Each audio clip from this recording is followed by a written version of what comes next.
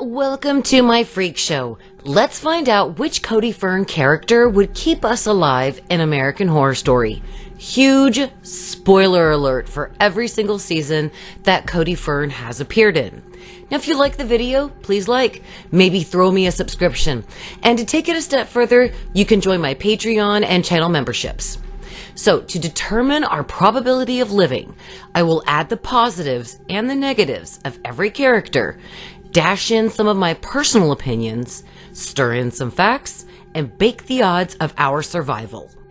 The year is 2020, and we've just received notification on our phones that nuclear bombs are on their way to the United States. Would we survive the nuclear fallout and live safely in the new world with Michael Langdon, the charismatic and deeply tormented Antichrist?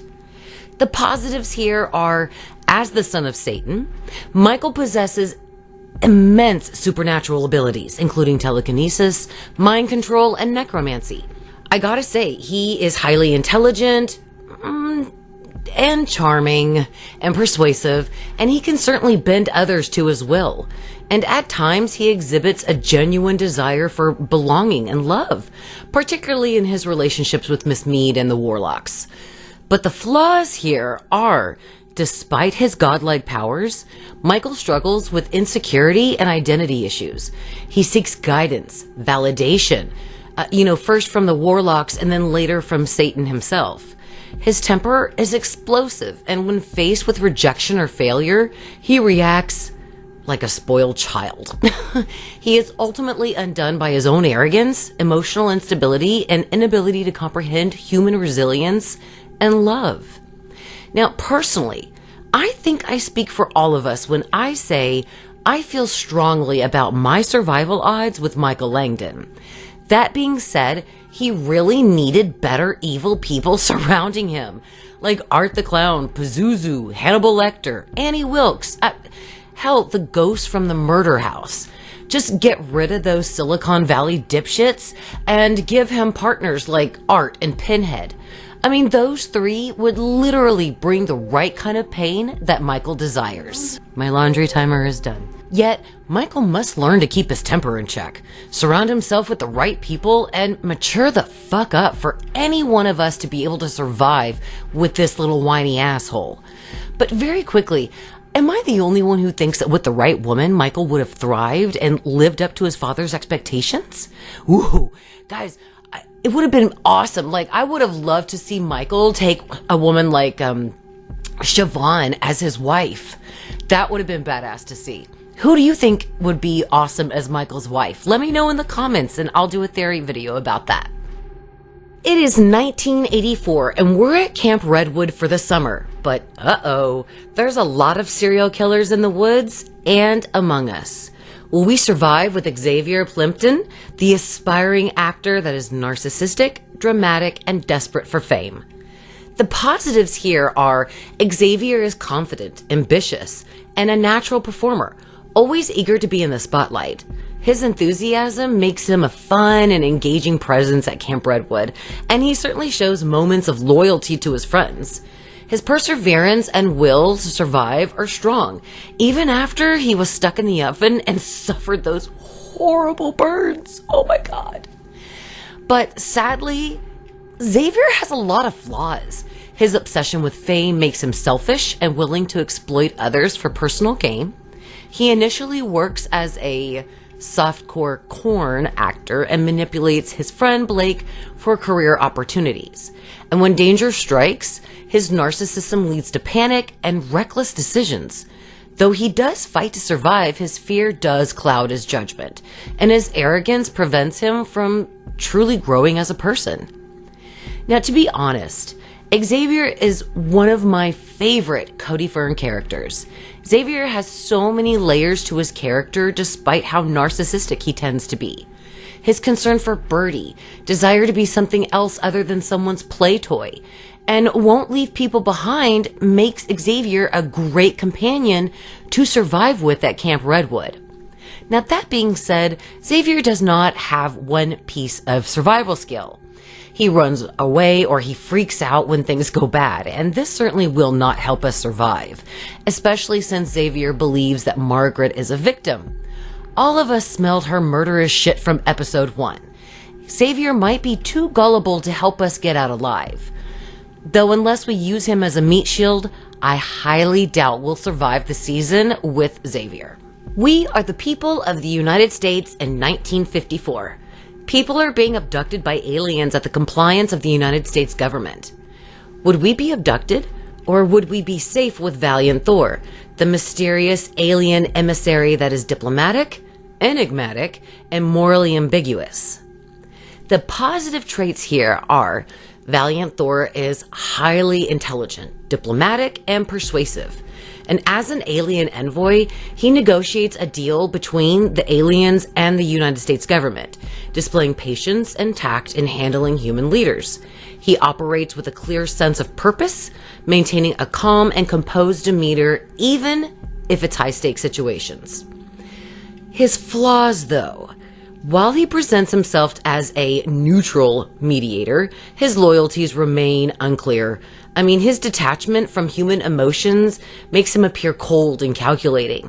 And his role in the forced alien experimentation program raises huge ethical concerns for me.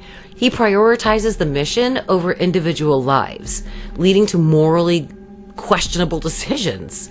So needless to say, we would absolutely be abducted many times over, bending over constantly for the aliens. Valiant is merely the middleman between the aliens and the government. He doesn't have human emotions, so we can't plead our case for making the aliens leave us, in particular, alone. Perhaps we could persuade him that, we've got a disease that they don't want to catch, something like that. But the aliens seemed pretty determined to study us, so this actually might encourage them to abduct us. So even telling Valiant that we are normal people, nothing special, might be what the aliens are looking for in abductions. So if we were to survive, we would have to converse with Valiant a couple of times to get an understanding of what type of people the aliens are looking for and be the opposite of that. But simply put, I don't see a valid way we could use Valiant to survive being abducted and studied by aliens. So in this sense, in this season, we are 100% fucked. Our son is missing. It is now 2021 and we're going to search the forest where he went missing once again. Tales of supernatural beings make us fear what we may find. Will we survive with Stan Vogel, the deceptive, self-serving, and pragmatic forest ranger? Positives. I gotta say, Stan is absolutely resourceful and knowledgeable. He is a seasoned hunter, survivalist, and he understands the dangers of the wilderness and how to navigate it. He has extensive knowledge of the feral people and the surrounding forest, making him a highly valuable asset to those searching for lost individuals. He's also unlike others who may react emotionally. He approaches survival with a cold logic, understanding the true dangers of what lurks in the forest. His negatives is that while he does appear helpful, his true motivations are questionable. He withholds certain crucial information about the feral people and the real dangers of the forest. He's also pretty morally ambiguous. His survival first mentality means that he's willing to let others walk into danger rather than fully warn them or intervene in some way to help. He's very cowardly and untrustworthy, and when faced with danger, he prioritizes his own survival, abandoning those who rely on him. Stan Vogel presents himself as a rugged expert, but his lack of empathy and self-preserving nature ultimately makes him an unreliable and morally dubious character. We will only survive by using him as well as a meat shield against the feral people. Otherwise, I'd say we're fucked and end up dead. Those feral people will be using our bones to pick their teeth. We are now living in New England in 1757 and smallpox is taking over our little town. Will we die of the plague or be eaten by zealots? Or will Thomas Brown, a brave and resilient but emotionally broken young father, save us? The positives of Thomas is that he's devout and moral. Initially. Thomas starts as a God-fearing man who adheres to traditional morality, religious beliefs, striving to maintain order in his community. He's committed to protecting the town from smallpox outbreaks and believes that he is acting in the best interest of the people. And as a man of faith, he commands respect and holds influence over the townspeople, guiding them through the epidemic. The negatives, though, is that he is very rigid and judgmental. His strict adherence to religious dogma blinds him to alternative solutions, leading him to condemn those who don't share his beliefs. And that's cruel and, hypocritical. Despite his outward piety, he is capable of extreme cruelty, including violent actions justified under the guise of righteousness. He's very fearful, yet manipulative. His fear of death and disease drives him to make ruthless decisions, ultimately revealing his self-preserving nature over true moral conviction. And he very easily let himself get talked into by the head priest guy to eat people. At first he was like, no, I shouldn't do this. But then he was like, nom nom, that was some really good snackies. Now, it's safe to assume Thomas would eat the fuck out of us to avoid smallpox. I doubt we could convince Thomas to mend his weird body-eating ways. He certainly seems stuck on the idea. And I sincerely don't believe we can play Thomas's game and do what he says to save ourselves. At some point or another, he'll turn on us and throw our fucking shrimps on the Barbie.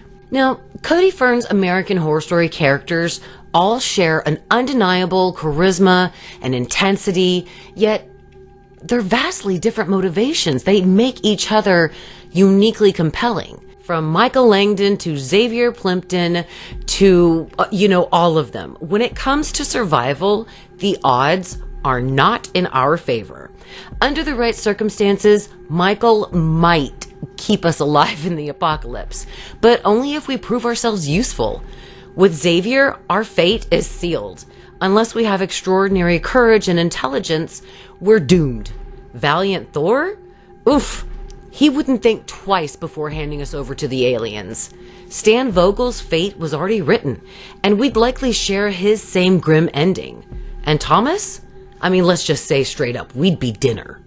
So in my opinion, our only real shot of survival is with Michael Langdon and American Horror Story Apocalypse.